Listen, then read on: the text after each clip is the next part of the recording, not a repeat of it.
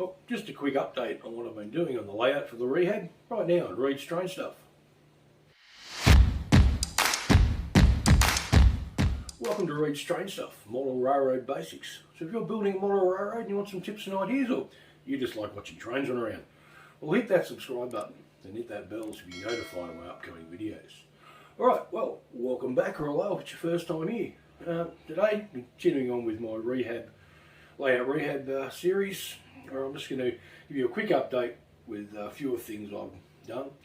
Also, sorry, this video was meant to come out last Tuesday, Australian time, Monday, US time, but just haven't had the time to finish it off. So anyway, enough about that. Yeah, so I didn't video a lot of things I did the other week, just because one, I've already done them on other previous videos, and two, I was experimenting with some stuff and I didn't want to really show you a video if I did something that looked horrible. So, although maybe I should, I don't know. So yeah, so that's what I'm going to be doing today. As I said, if it's your first time here, I'll put a link up here for the rest of my rehab series. So anyway, as always, enough of me going on again, let's get into it. Alright, so I said some of the things I've been doing. I haven't actually videoed doing it because I've got videos of my been ballasting from my diorama, which I'll put a link up here or down below, I don't know where.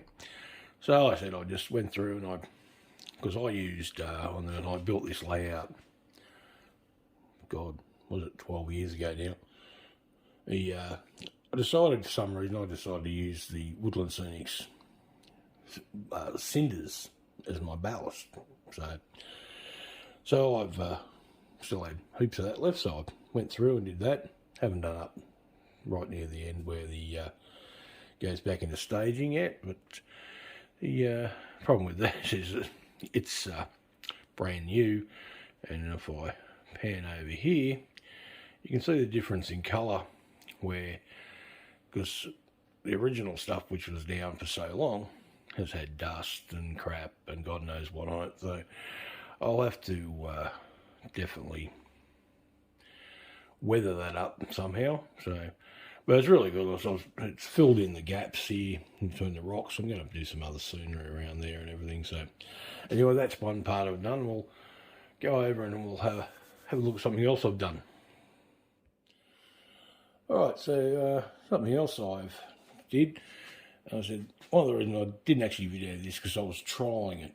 I was trying some techniques, like some of the things I've seen Boomer from Boomer's dioramas do. I said, you'll constantly hear me mention his name because that guy has got some of the best scenery ideas. And so I've done that little bit between the siding and on the loops on the main.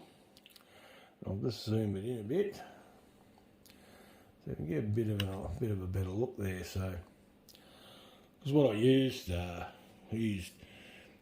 mixture of was it 2mm and 4mm straw from Woodland Scenics. There's my base. It's actually, I'll just quickly pan over here. You can see that this part here, where I haven't actually done anything else with it. And I just, like I said, I patched it in, as you can see how I did there. And then I just came through and I patched, just put little random patches, and I used a 2mm light green, a 4mm medium green, and a 4mm dark green of the Woodland Scenic Steady Grass, and just made these little green patches everywhere. You can, I've put a few pallets lying around, so I was just playing around with those. So, and then I used, I said, more Boomer's techniques as I kept, about using the washes over your scenery. And I used the yellow, brown and flesh and washes and put it in to give a bit of variation. It added a bit more colour to it. So I said, when I was just trying it out, So when I actually get to doing it again up somewhere else, I'll show actually what I did. So I'll just zoom back out again. And the other thing I did, I actually stuck my road in finally.